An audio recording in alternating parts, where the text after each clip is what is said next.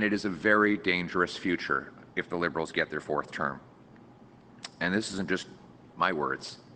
It's Mark Carney's own government department. Just a week ago, we learned that one of the departments of the government, the Privy Council office, has made some very depressing predictions about the way the country is headed after a decade of Liberal rule. I'm going to quote directly from this Privy Council report. In 2040, upward mobility is almost unheard of in Canada, they predict. Hardly anyone believes they can build a better life for themselves or their children through their own efforts, and many worry about sliding down the social order. It forecasts more people may struggle to afford rent, bills, and groceries.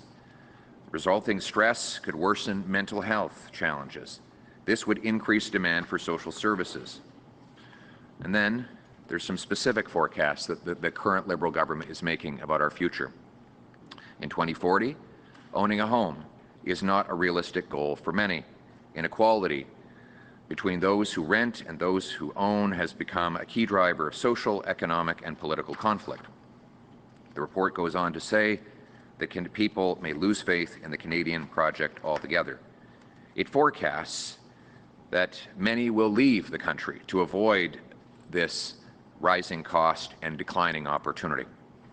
And they believe that it will lead to a mental health crisis. More people will emigrate to jurisdictions where they believe upward mobility and or higher standards of living are easier to obtain.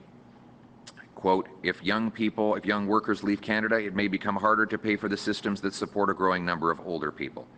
It says things are so bad that, and this is a quote, I'm quoting from the government here, if I had said this myself, you would have thought it was outlandish, but this is the government's own predictions about how bad things are headed right now. People may start to hunt, fish, and forage on public lands and waterways because they can't afford groceries anymore. This isn't my prediction. This is where the country is headed if we continue down the Liberal track.